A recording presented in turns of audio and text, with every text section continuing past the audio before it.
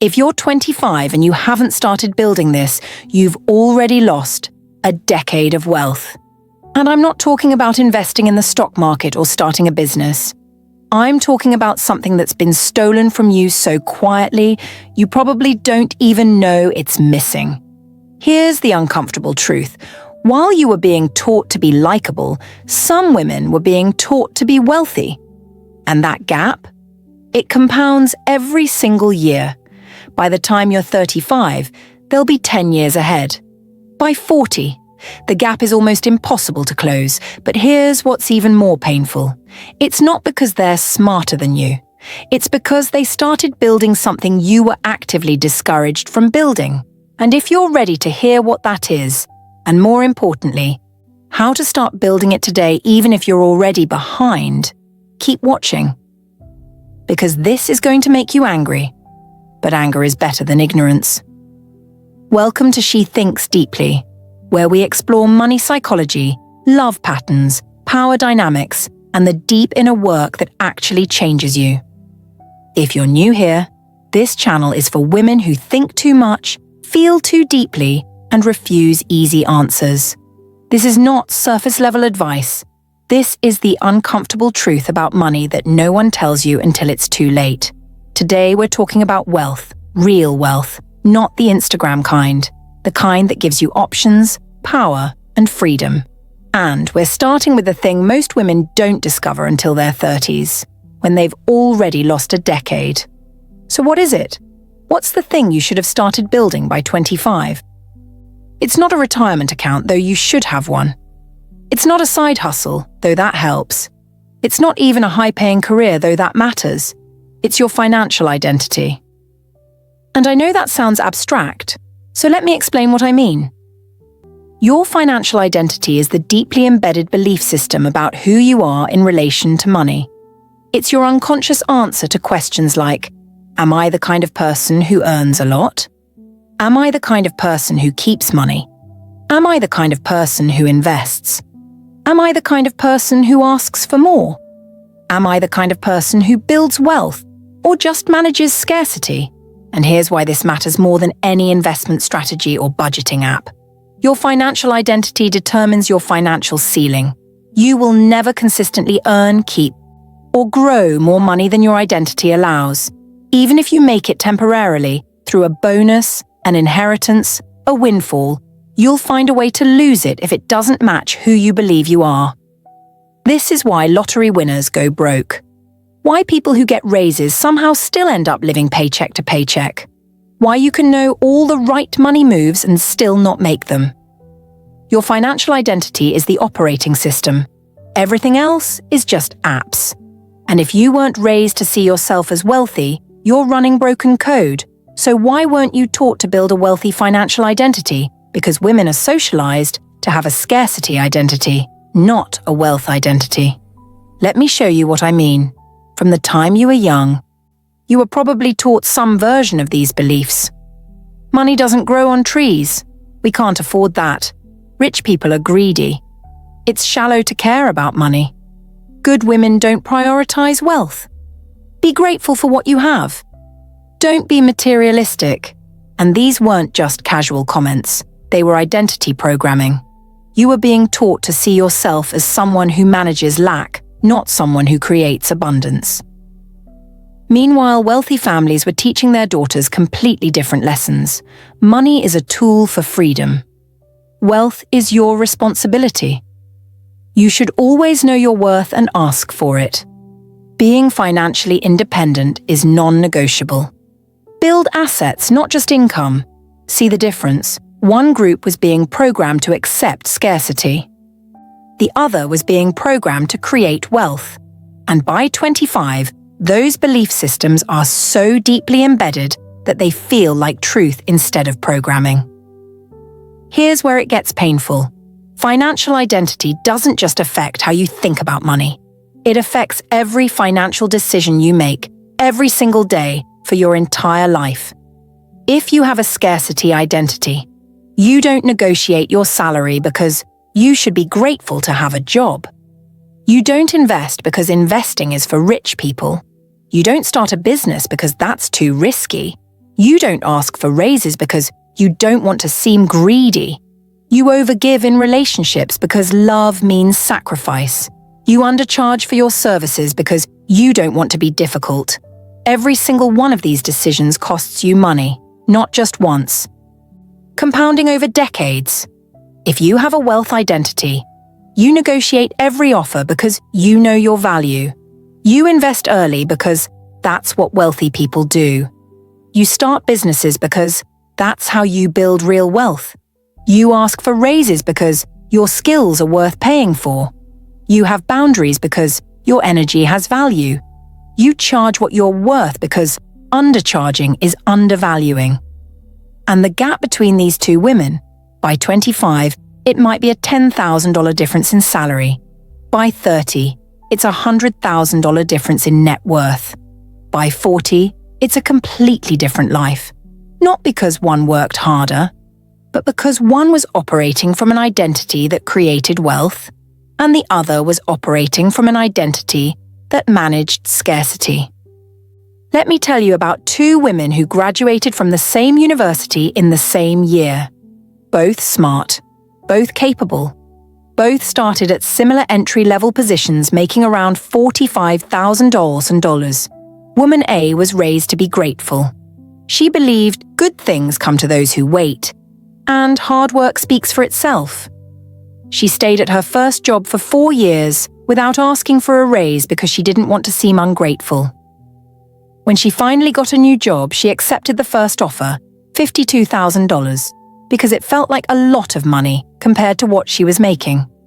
Woman B was raised to negotiate. She believed you don't get what you deserve, you get what you negotiate, and no one will advocate for you harder than you.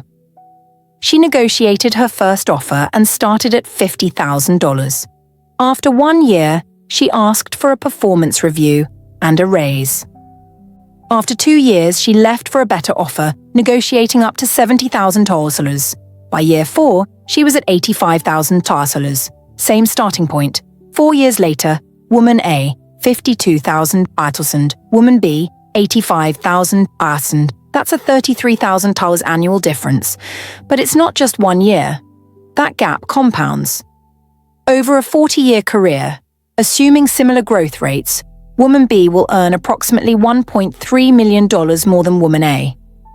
Not because she's smarter, not because she works harder, because she has a different financial identity. Woman A sees herself as someone who should be grateful for what she's given. Woman B sees herself as someone who creates what she deserves. And that belief, that core identity, determines everything. So if you're sitting here thinking, I'm Woman A, and I've already lost years, here's what you need to understand. You can't change your financial reality until you change your financial identity. You can read all the investing books. You can follow all the budgeting advice. You can listen to all the money podcasts. But if your core identity is I'm not good with money, or I'm someone who struggles financially, or wealth isn't for people like me, none of that information will stick. You'll self-sabotage. You'll find reasons not to invest. You'll talk yourself out of asking for raises.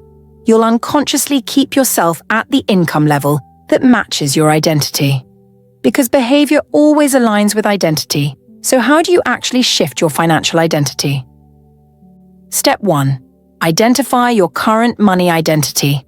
Ask yourself, when I think about money, what do I believe about myself? I'm bad with money. I'll never be wealthy. I don't deserve to be rich. Money is hard for me. I'm always struggling financially. Write down every belief you have about yourself and money. All of them. Even the ones that feel true, especially the ones that feel true, because those aren't truths, they're stories, and stories can be rewritten. Step 2. Trace the origin. Where did these beliefs come from? What did your mother believe about money? What did your father say about wealth? What did you learn about people like you and money? What messages did you internalize about women and wealth? You're not trying to blame anyone. You're trying to see that your financial identity isn't you. It's programming you inherited. And once you see its programming, You can choose different programming. Step 3. Design your new financial identity. Who would you need to become to be wealthy? Not what would you need to do. Who would you need to be? Someone who sees themselves as capable of building wealth, worthy of financial abundance, skilled at growing money, deserving of being well paid, responsible with investments. Someone who makes money work for them. Write out your new financial identity in detail, not "I want to be rich," but "I am the kind of person who builds multiple income streams," or "I am the kind of person who negotiates confidently," or "I am the kind of person who invests consistently." Step 4. Take identity-aligned action. This is the part most people skip. They think they can just affirm their way to a new identity. No, identity is built through action. If you want to become someone who invests, you have to start investing, even if it's $10 a week. If you want to become someone who negotiates, you have to practice negotiating.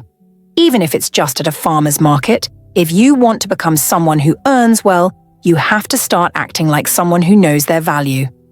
Update your resume. Ask for the raise. Apply for the higher position. Every action that aligns with your new identity reinforces that identity. Every action that contradicts it reinforces the old one. You're not trying to fake it till you make it. You're trying to act your way into a new identity. Now here's the part that's going to make some of you uncomfortable. You can't build wealth while performing poverty consciousness. I see this constantly. Women who say they want to be wealthy, but apologize for their prices, feel guilty about having nice things, hide their ambition, downplay their success, undercharge because they don't want to be greedy, feel bad about investing in themselves, perform struggle to seem relatable. You can't do both. You can't claim you want wealth while being ashamed of wanting it. You can't build financial abundance while performing financial humility. You can't become rich while believing rich people are bad. Your identity has to be congruent with your goals. Otherwise, you'll sabotage yourself every time you get close. So here's why this matters now. Not someday when you're ready. Time is the most valuable asset in wealth building, and you can't get it back. If you're 25 and you invest $200 a month at a 7% return, by 65 you'll have around $525,000. If you wait until 35 to start that same $200 a month, you'll have about $244,000. You lost $281,000 by waiting 10 years. Not because you invested less money, you actually invested about the same total amount, but because you lost time. And time compounds. The same is true for your earning potential. If you spend your 20s undercharging, under-earning, and under-negotiating because your financial identity says, be grateful for what you get, you're not just losing money in your 20s, you're losing the compounding effect of higher earnings over your entire career. Every year you wait to shift your financial identity is a year of wealth you can't get back. So here's what I want you to do right now. Stop waiting to feel ready to build wealth. Stop performing gratitude for scraps. Stop apologizing for wanting more. Stop believing that your current financial reality is who you are instead of what you've been programmed to accept. And start building the identity of someone who creates wealth. Not someday. Today. Because wealthy women aren't born. They're built. Through identity, through action, through refusing to accept financial programming that keeps them small. And you don't need permission. You don't need to be ready. You don't need to have it all figured out. You just need to decide, am I going to keep operating from scarcity identity, or am I going to build wealth identity? That decision right now will determine your financial reality for the next 40 years. Choose wisely. Listen, if you're 25 and you haven't built this yet, yes, you've lost time, but you haven't lost everything. If you're 35, 45, 55, same thing, you've lost time, but you haven't lost the ability to change your identity and therefore your trajectory. The worst thing you can do is hear this and think, it's too late for me. It's not. But it will be if you keep waiting. Start today. Shift your identity today. Take one action today that aligns with who you need to become, because 10 years from now, you'll either be grateful you started today or you'll wish you had. This is She Thinks Deeply, where we explore money psychology, love patterns, power dynamics, and the deep inner work that surface-level advice won't touch. If you're ready to stop performing poverty and start building wealth, subscribe. We post weekly videos that challenge how you think about money, love, power, and yourself.